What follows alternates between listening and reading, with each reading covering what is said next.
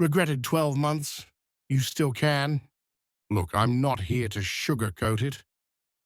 Last November, I made 3 catastrophically stupid decisions. Well, technically, I made 3 non-decisions, which is somehow worse.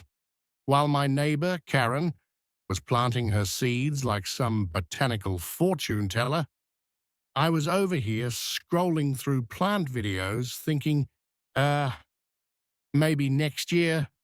Spoiler alert, I hate past me, because now Karen's living room looks like the Garden of Eden had a baby with a luxury spa, and my corner looks like, well, like someone who almost did something great, but chose Netflix instead.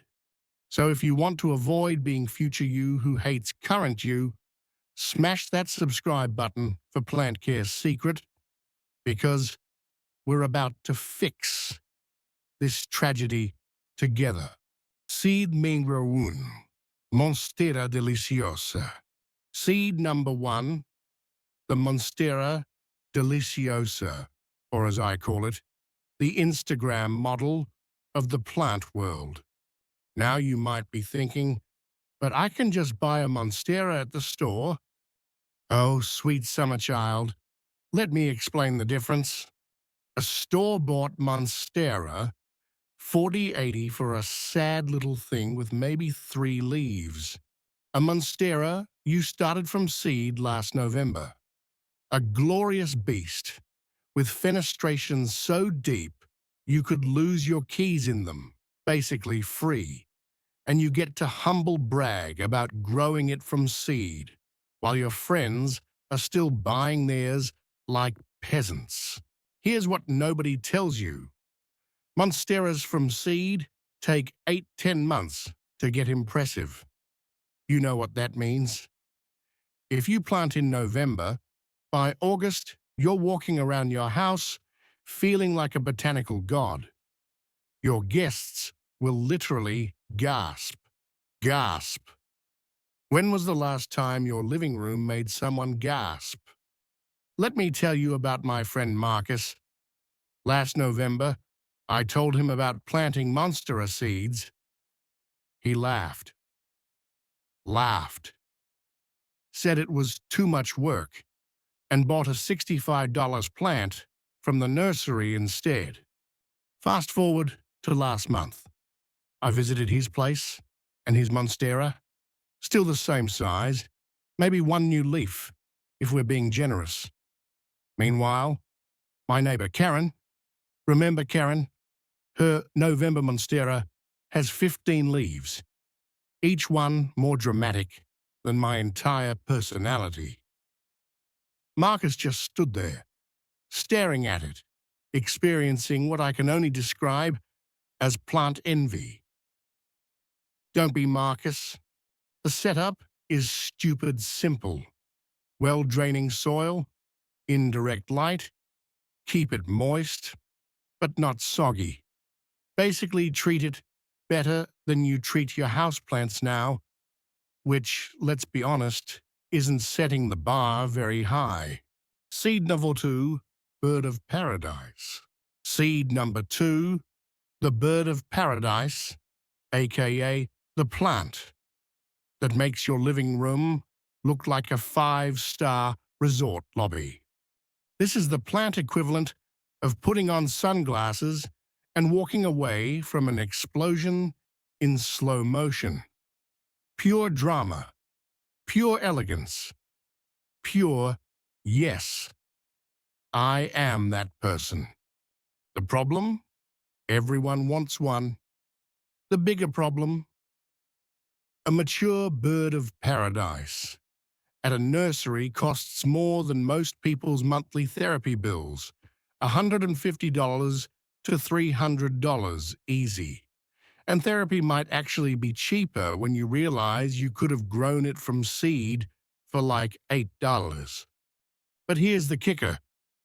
Birds of paradise from seed take forever. We're talking 3-4 years to bloom.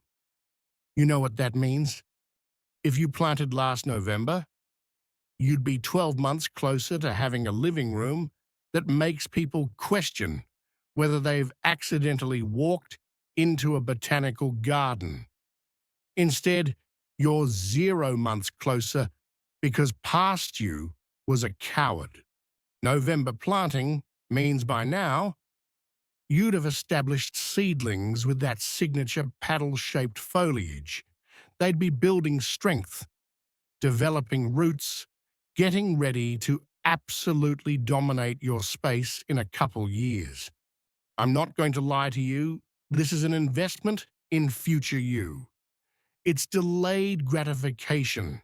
It's the houseplant equivalent of going to the gym. Nobody wants to do it now, but everyone wants to have done it a year ago. So the question is, do you want to be sitting here next November thinking, damn, I wish I'd listened to Plant Care Secret? Or do you want to be the person showing off your bird of paradise saplings while everyone else is still procrastinating? Subscribe if you choose wisely. Seed number 3, Philodendron Pink Princess. Seed number 3, the Philodendron Pink Princess, or as I like to call it, the plant that broke the internet and your wallet. Let's talk about the elephant in the room. These things are obscenely expensive. A single cutting, not even a full plant, a cutting, can run you $100, $200. A mature plant, you might as well finance it like a car. But seeds are pocket change. And if you started them last November, you'd have 12 months of growth right now.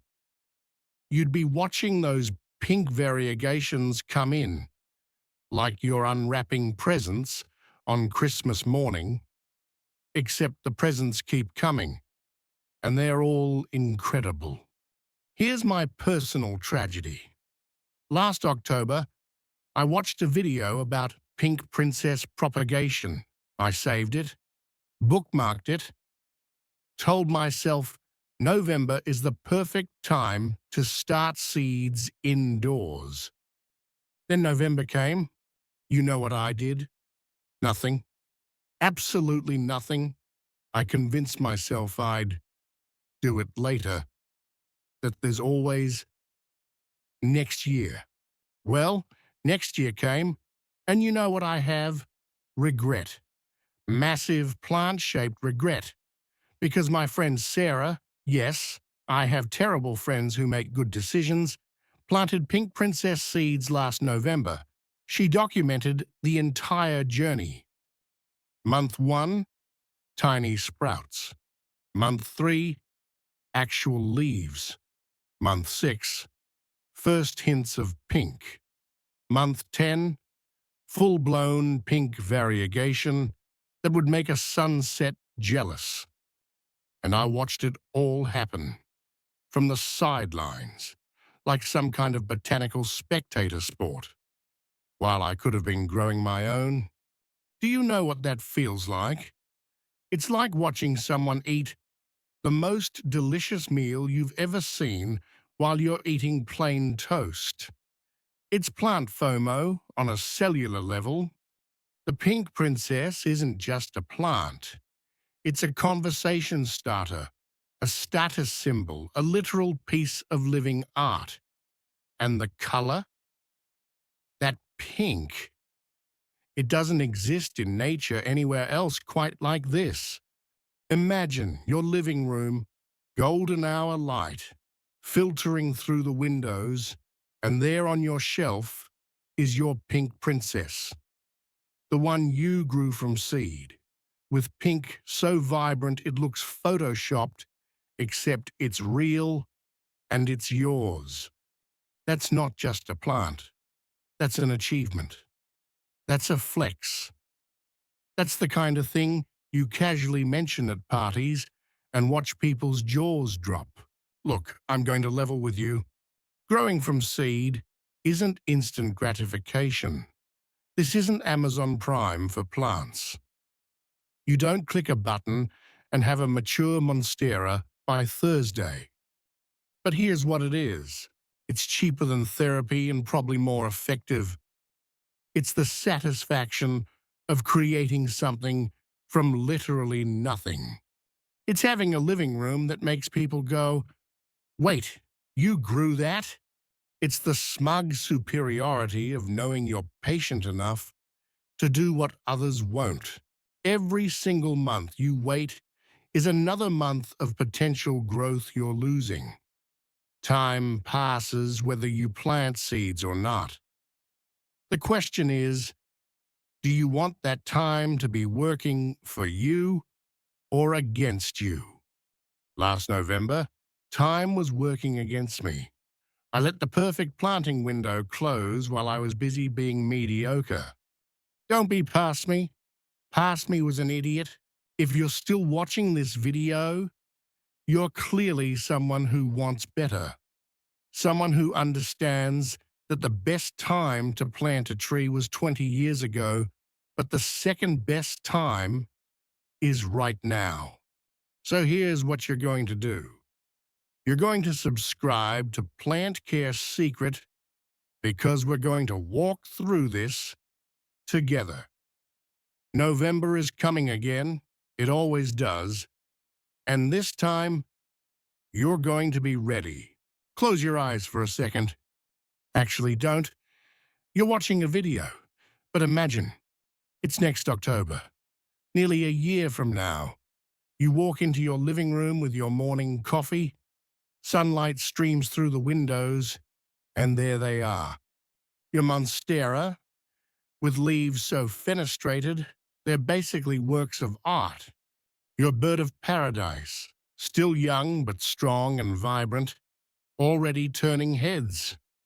Your pink princess, variegation, so perfect it looks like it was painted by nature's most talented artist. And you remember, you did this. You. Not the nursery, not some expert gardener, not Karen next door. Though she'll definitely be jealous. You took seeds, tiny, humble, almost impossibly small seeds, and turned them into this. That's not just decoration. That's transformation. That's proof that patience and care create miracles. That's a living room that doesn't just look good. It tells a story. Your story. So here's my challenge.